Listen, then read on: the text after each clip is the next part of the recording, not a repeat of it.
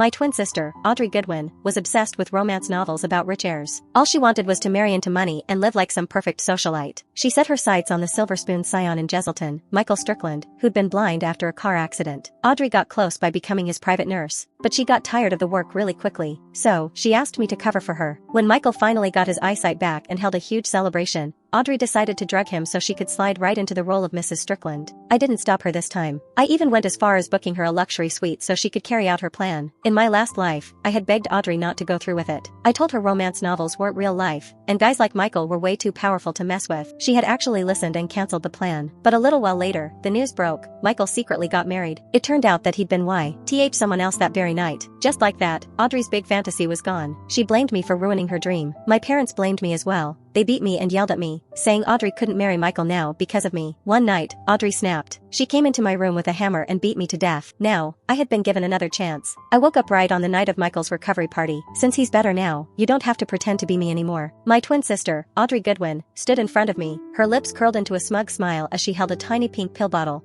acting as if it were a treasure. This stuff's amazing. It took me a lot of effort to get it, but if I just slip a pill into his drink, I'll become Mrs. Strickland in no time. She looked so pleased, as if she had succeeded in her plan to sleep with Michael Strickland, the most wanted rich heir in Jeselton. She was already picturing herself living the high life as his wife. I stayed calm. I didn't try to talk her out of it like I had in my past life. Okay, I said lightly, good luck. But Audrey wasn't letting me off that easily. She grabbed my arm and leaned in close, whispering, don't forget. You've been pretending to be me for a whole year. There's so much I don't know about him and the people in his circle. Until I reach my goal, you're sticking by my side. Then she tossed me a pair of sunglasses and a mask. Cover your face. If anyone finds out the truth and ruins my plan, you're dead. I just gave her a little smile. Got it. After a year of being Michael's caretaker, I knew the truth. He wasn't some clueless rich boy. As the heir to a wealthy family, he was sharp and ruthless. Audrey thought she could outsmart him, but she was walking straight into her own grave, and I wasn't gonna stand in her way. Audrey started toward him with that special glass of wine. Michael drank it without a second thought, and within minutes, his handsome face turned red.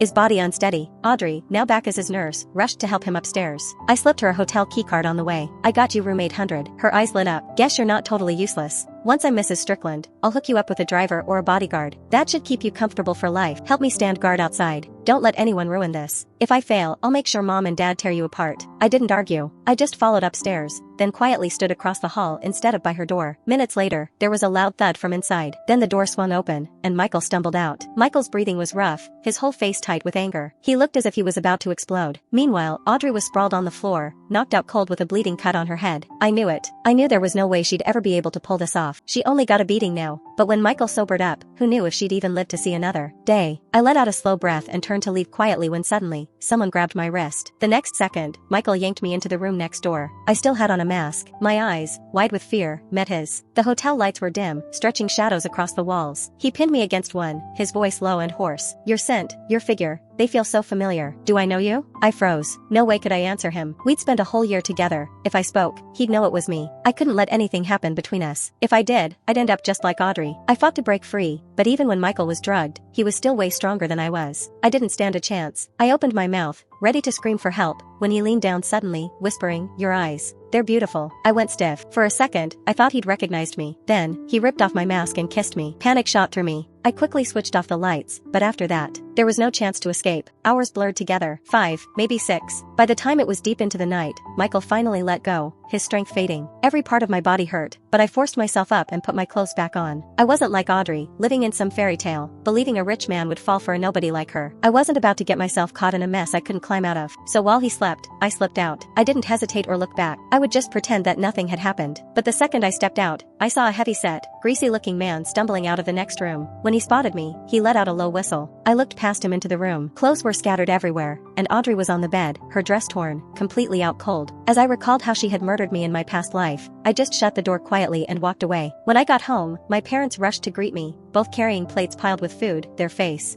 glowing with joy. Audrey, darling, you're finally back. But then their smiles froze. Aurora, why are you here? Where's Audrey? Didn't we tell you? You're supposed to stay by her side and protect her. Make sure it all goes according to plan. I stared at them, amazed at how deep their favoritism ran. If Audrey and I didn't look exactly alike, I'd really believe I was adopted. My face stayed cold as I walked past them. I'm just here to pack my stuff. I'm moving out. My mother's face twisted, ugly with anger. What the hell are you talking about? How are you gonna afford rent? As I folded clothes into my bag, I spoke slowly, almost calmly. If Audrey really ends up marrying Michael, now, his family will come to visit. What if they saw me and figured it all out? But I can stay if you want. The moment they realized my being around could ruin Audrey's chances, their attitude flipped. They quickly chased me out. Get out. You're bad luck anyway. I wouldn't want you ruining a good thing or Audrey and bringing our family down with you. By the time I was headed downstairs with my bags, I ran into Audrey, hobbling through the door. Her clothes were ripped, as if someone had yanked them apart. Bruises covered her arms and legs, but her face was practically glowing. Mom, Dad, she said proudly, Michael wore me out. But I think it's done. We're good now. I could tell by her smirk that she had no idea what really happened after she got knocked out. She thought she'd had some kind of steamy, hot lovemaking session with Michael. Well, I couldn't wait to see the grin being wiped from her face when the truth came crashing down. Audrey glanced at me with that same smug look, then noticed the suitcase in my hand. Her lips curled into a cold little smile. Are you leaving? She asked, her voice dripping with fake sweetness. My wedding's pretty much set, but you're not getting any younger, and there's still no ring on your finger. I don't want you spending the rest of your life alone. Her eyes lit up suddenly, and she clapped her hands together. How about this? I'll introduce you to someone. No, thanks, I said flatly. Her eyes filled with fake tears instantly. She turned to our parents, whining as if she'd been wronged. Even though Mr. Strickland and I have done the deed, I hope we'll organize a grand wedding, so people won't look down on me. I found Aurora a match. The guy's willing to give us $200,000 as a wedding gift. The moment my mother heard that number, her eyes lit up. But when she saw I wasn't excited, she slapped me across the face hard, then she jabbed a finger in my face. Since when do you get to talk back in this house? She snapped. This marriage is perfect for you. As your parents, we get to decide. You'll meet him, marry him, and bring that money home so your sister's wedding doesn't look shabby. I laughed, but there was no humor in it, just pure anger bubbling up. I couldn't believe they were forcing me to marry a stranger for this. I snapped. She wants to marry rich. What's that got to do with me? Do you even know who the guy is? It's Mr. Meyer, a 60-year-old man. If you're that desperate for the money, why don't you divorce Dad and marry him yourself? Oh, wait, you don't want to? Then don't shove me into hell just because you're too scared to go. My father's face turned red,